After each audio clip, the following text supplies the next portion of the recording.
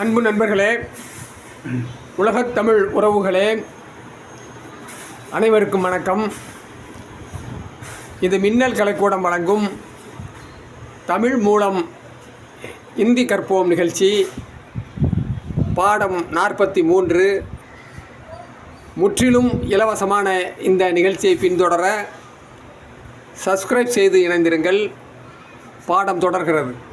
வாங்க. முற்று பெற்ற இறந்த காலம், செயற்படு பொருள், குன்றா வினை. அந்த இதெல்லாம் வாக்கியங்கள்லாம் எப்படி அமைக்கணுங்கிறத கவனமாக கவனிங்க. அப்போ தான் நம்ம சொல்கிறது சரியாக இருக்கும், கிராமட்டிக்கலாக இருக்கணும். இப்போ பாருங்கள், செயற்படு பொருள் குன்றா வினையானால் வினைச்சொல்லானது செயற்படு பொருளின் எண் மற்றும் பாலுக்கு ஏற்றவாறே அமையும். சப்ஜெக்டை விட்டுறக்கூடாது, ஆப்ஜெக்ட் தான். உதாரணம்லாம் சொல்கிறேன் பாருங்க. ராமன் பாடம் படித்திருந்தான், ரைட்டுங்களா? அது எப்படி சொல்கிறோம்? ராம் நே பாட் படா தா, ரைட்டு. இது ஒருமையில் சொல்லிட்டோம், ஆண்பால். இது பன்மையில் என்ன எப்படி சொல்லுவீங்க? ராமனும் ரஹீமும் பாடம் படித்திருந்தார்கள். ராம் और रहीम ने பாட் படைத்தே, பாடம் படித்திருந்தார்கள். படைத்தே பாடங்கள், ரைட்டுங்களா? ராமன் இந்த புத்தகத்தை படித்திருந்தான்.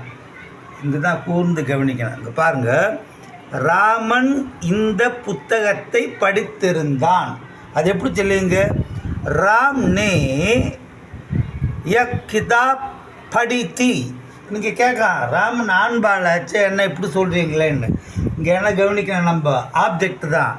கிதாப் அது பெண்பால், பெண்பால் ஒருமை, சரிங்களா?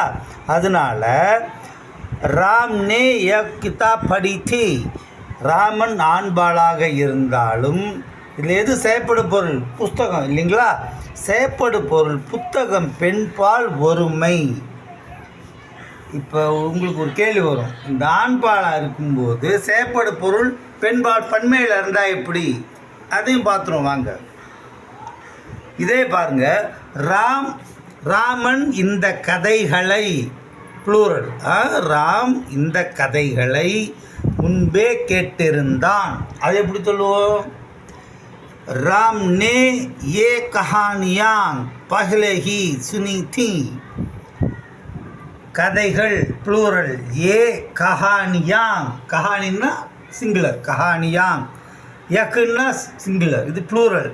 கதைகளை ஏ கஹானியாங் பஹ்லஹி முன்னாடியே, சுனி தீ சப்ஜெக்ட் ஆண்பால் ஒருமை.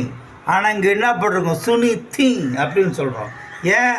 ஆப்ஜெக்டு பெண்பால் பன்மை. இவ்வளோதாங்க, அது ஒன்றுமே இல்லை. இந்த சப்ஜெக்டு ஆப்ஜெக்டு குன்றிய வினை குன்றா வினை அதெல்லாம் கொஞ்சம் கவனமாக படித்தேன்னு வச்சுக்கோங்களேன், ஹிந்தியில் தப்பு வரத்துக்கு சான்ஸே கிடையாது. கொஞ்சம் அஜாக்கிரதையாக இருந்தாலும் காலை வாரி விட்டுரும். அதனால் நான் என்ன சொல்கிறேன்னா, இதை நல்லா பாருங்கள், 4 தடவை திருப்பி போட்டு பாருங்கள். காதில் உந்துகிட்டே இருக்கணும், கண்ணில் பார்த்துக்கிட்டே இருக்கணும். அப்போ தான் மனசில் அப்படியே ஒட்டிக்கும். புரியுதுங்களா? நம்ம அடுத்து 44வது கிளாஸில் சந்திக்கிறோம்.